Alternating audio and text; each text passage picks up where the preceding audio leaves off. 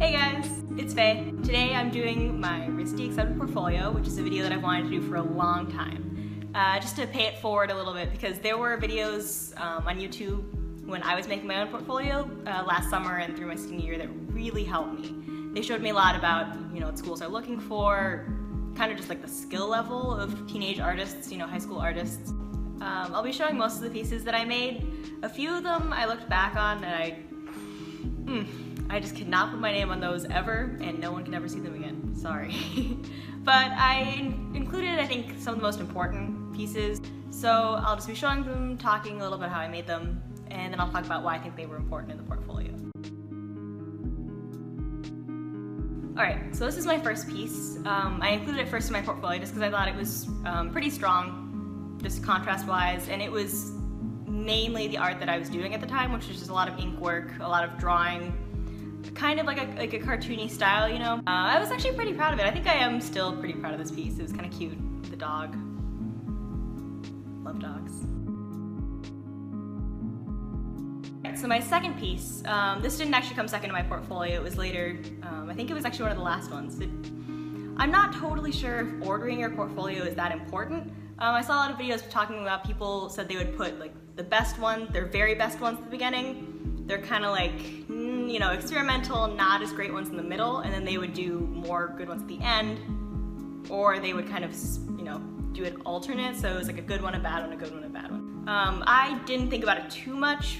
I tried to vary it medium-wise, so like if I had a pencil drawing, I would do marker afterwards or paint. So I'm not sure that's part of my just like organization thing, but I didn't want any of them touching. Alright, so anyways, this is my second piece. I really liked it until all of my friends told me that it just looked like a ripoff of the beginning of the Adventure Time intro. I'm talking about when they're like going through and you see all the settings and the characters. And of course, I'm sure it was inspired by that subconsciously because I love that show. But either way, I mainly made this piece. It's Copic markers? Copic? Don't come for me, I don't know how to say it. It's Copic ink. And I was trying to show that I understood color relationships. There's a lot of yellows and purples going on. This is actually, I'll put it up here. This is an animation that I made at SCAD. I live in Florida, so it was just up there in Georgia, but it was really cool, and they allowed us to learn that cell animation, which is, hand drawing with a pencil. So I included this, I think, because that also showed versatility, and I was interested in animation, which I had specified in my application, so I wanted to show that I was exploring in it, even though animation is obviously something that's difficult to show experience in, especially if you don't have a program at your school, which was my case. So this was a piece that my art teacher actually recommended that I don't include, but I thought it would be disingenuous not to, because the thing that I did mostly throughout high school, and I think is really what got me into art in the first place, was drawing comics. And I just have like thousands of pages of comics that I've drawn over the years. And I thought, I should include some just to show them, where I started from, who I am as an artist, and like what's inspired me. So I included this anyways, even though it's, it's not super impressive in any way. And I didn't include a full comic, which I realized that you can. On the portfolio website, I think you can upload a PDF with multiple pages of one graphic novel. So if you're into that, figure it out. I saw it on the last day before our portfolio was due and I was like, no, but like so much scanning is involved. This is another important point. Editing them, like taking a picture or finding a scanner that was big enough, whew, that is a whole other story. It took me, I would say almost 3 hours of editing for some of these just to get them looking all right. This is, I think, where you really need to turn to other resources, especially if you're not really tech-oriented. I had a bunch of really nice teachers, even people that I didn't know that well at my school, who really helped me with that. So if you need help, don't be afraid to ask and do it as soon as possible. Because if you're working on your portfolio up until the day it's due, you are not accounting for the hours of time it's going to take to photograph them, scan them, and edit them. And I think a lot of what makes a portfolio look good and crisp is having those really nicely edited, no shadows, no wrinkles pieces. Alright, so I'm actually really excited about this one. I still like it. I was looking at it today and I was like, ooh, damn girl, okay, I'm down with this. It's a colored pencil piece. Colored pencil, I think, was the first medium that I really mastered, or put in the 1,000 hours of work that they call. So I have a very special place in my heart for colored pencil. Also, it's a great medium for someone who needs control. So you can control where every color is gonna go. It's so nice. Anyways, obviously the opposite of painting. But this was a piece that I made kind of just to show a little bit more about myself. I saw that a lot of portfolios that I looked through and liked online, you kind of like got a sense for who the person was when you looked through it. Whether that was like they did self-portraits or they drew their friends or even they just drew things that were important to them. So in this one, it was kind of supposed to show my own identity. So the two faces in it are supposed to be, they're kind of pictures of my grandmother's. And then they're sort of floating over a vest with little pins on it. So I thought this also kind of showed that I was trying to go for a more realistic style, that everything I didn't have to be a cartoon.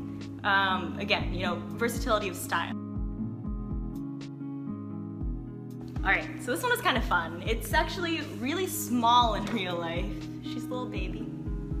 But, I actually really like this one. Again, showing versatility. It's the only collage, really like multi-medium piece that I have going on in my portfolio, and I kind of liked it. It's showing, you know, playing around with shapes and colors.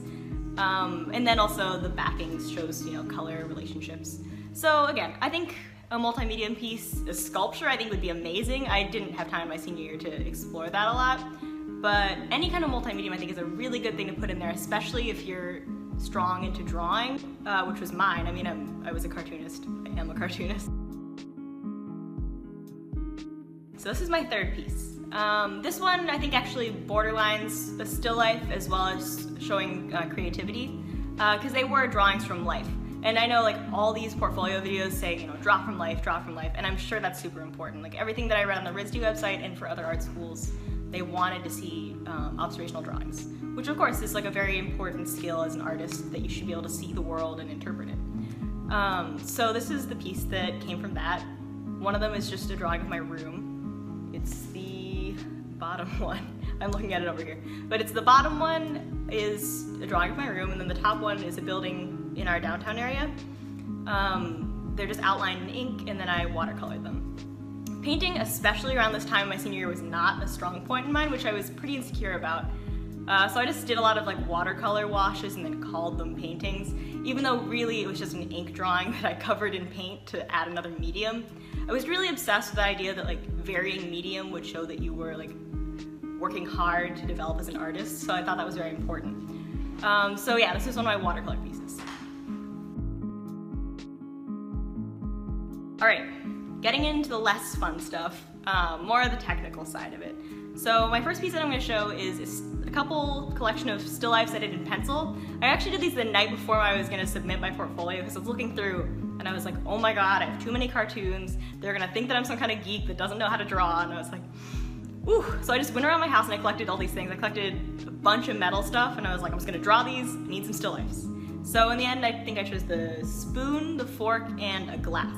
Which, by the way, if you haven't drawn glass, it's super fun, but it's really hard because you're actually drawing nothing. So how do you draw the space where something is that looks like nothing? So I included this piece just to show pure technical ability, nothing to do with, you know, placing. I would actually think this is not a very strong example of a still life because it doesn't include any shadowing or a background. And I was watching a lot of those, like, you know, RISD professor portfolio critiques, and that was a really constant critique, that people didn't finish their still lives with backgrounds. So I would say this is probably not a great format for them, and backgrounds are very important. So my next piece is a still life of a human woman. I sounded like an alien there. I swear I'm a person, I'm a human person. Anyways, this is a still life of a woman. I did a bunch of these. Again, as I said, my background was in cartooning, which I think is pretty common these days anyways, but my background was in cartooning and cartooning proportions. So when I was actually trying to draw off live models, it was very difficult for me, especially since there wasn't a program at my school. I was drawing a lot of these from picture, which is frowned upon. If you have access to live models, that is first of all a privilege and a blessing, and you should definitely take advantage of it. But if not, and you're drawing from a picture, whoa. If you come from cartoons, you suddenly realize how difficult it is to capture the human form in its real and true shape. I made a bunch of these, and this was the only one that I submitted just to show that I tried. I'm not even kidding. I had a whole like 20-page portfolio, which I was in IB art, so think about how yikes that is. I already didn't have time, but I made like 20 of these drawings, and this was the only one that I liked, and I kind of included some color.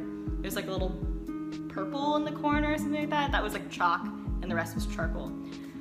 This was the only one that I kind of liked. Her nipples didn't look that weird, so I included it.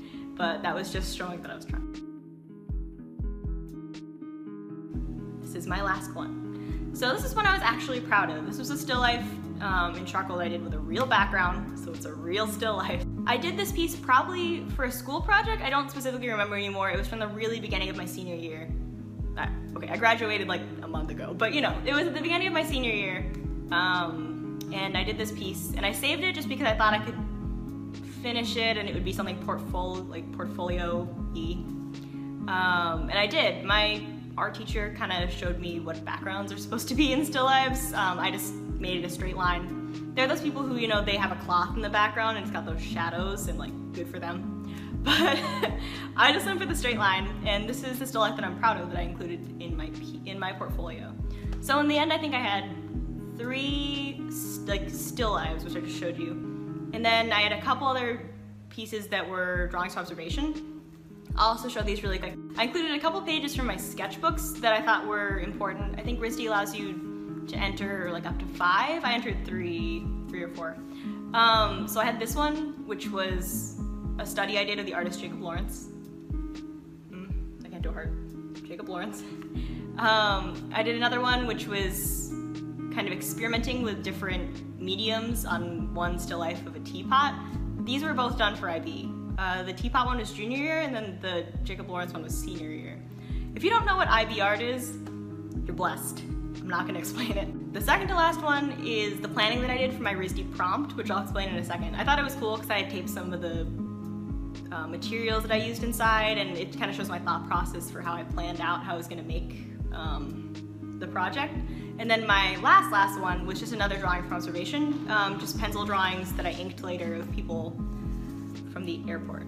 So I actually liked that one because it showed sort of drawings from observation but with a more cartoony style.